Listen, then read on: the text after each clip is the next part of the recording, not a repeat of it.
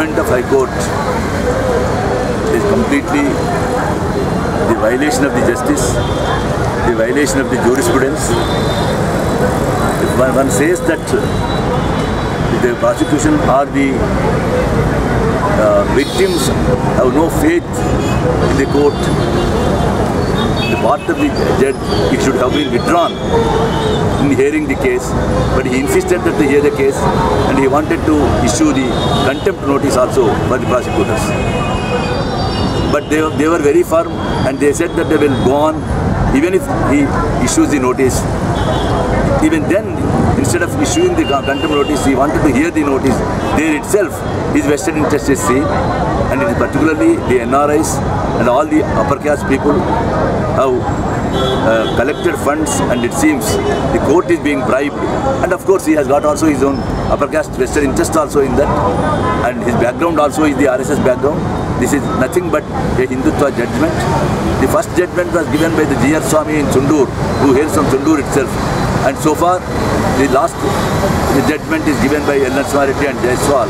So the real culprits in the case are right from the G.R. Swami to Jaiswal and L. Narasimha and all the upper caste. And this should be fought not only in the courts but also in the streets by the Dalits, Democrats and people who are sympathetic, who are with the Dalits also. So, but the judgment also says that they should not protest. Not the judgment, the court. The court also said that they should not protest for 3 months. Yes, yes. It is celebration. That also shows that means court has violated the jurisdiction of the court also. He is also instructing the people what to do, what not to do, violating the jurisdiction of the court also. And that means he is interfering into the non-judicial things also, where the people have to decide whether to protest or support it. The court also giving verdict in that, and he is instructing the police to make bandobast in Chundur and other areas also. I don't think that comes into the purview of the court. So one more thing is, there is this Chunduru, when the judgment was given, Tarakam sir and many of you, the special public prosecutor Tarakam sir, and many of the people morning when they were speaking, they were talking about appealing, even you were saying. Could you talk about that history of how many times petitions were given to change the bench? In fact, in the beginning, when the special court was formed in Chundur, the judge was a Dalit judge. So the accuser said that since he is a Dalit judge, we may not get justice, so he should be transferred. He himself, in fact, humbly has said that I will not hear the court, and the state also has transferred it. And so many appeals. Yes, yes. Okay. And a new bench was formed, a new judge was appointed. And in fact, they have gone against the appointment of prosecutors. They have gone against the appointment of a court in Chundur. They have gone against the public prosecutors. In every stage, they wanted to create hurdles.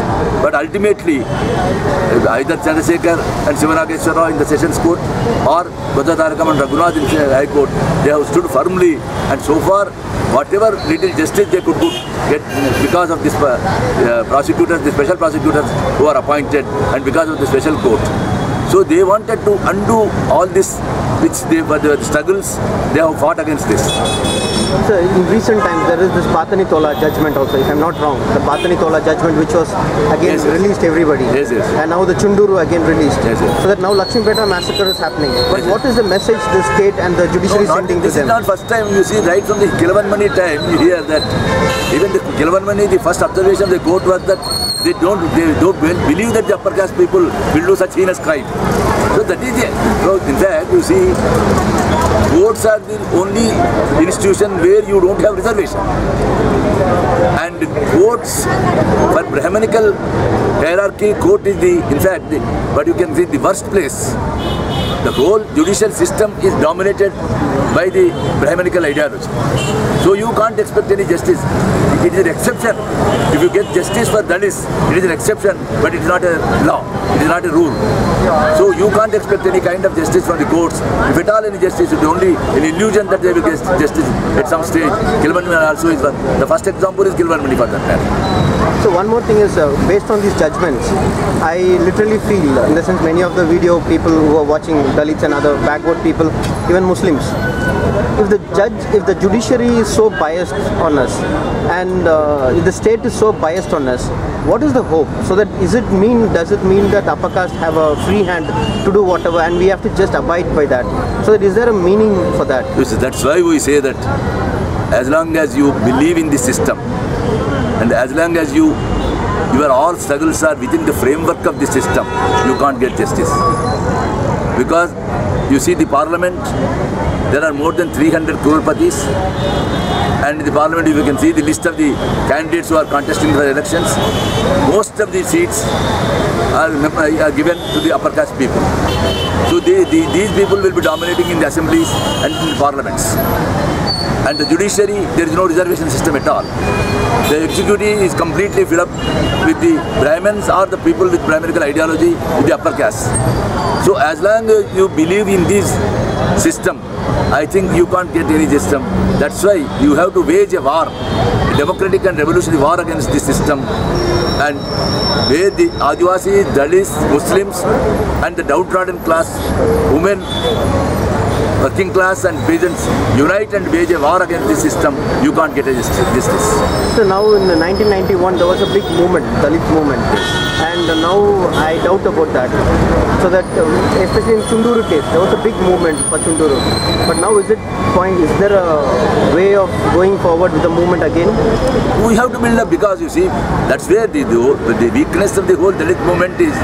The Dalit movement wins its hopes only in the constitutional methods, in the parliamentary methods. Unless you take up extra parliamentary struggles, you can't get any justice. And I think people will be getting disillusioned, and they will take up the path which the Adivasis in Chhattisgarh, Jharkhand and other places have taken a path. And I think Dalits also will take that path, and that alone will resolve their problems. Thank you, sir.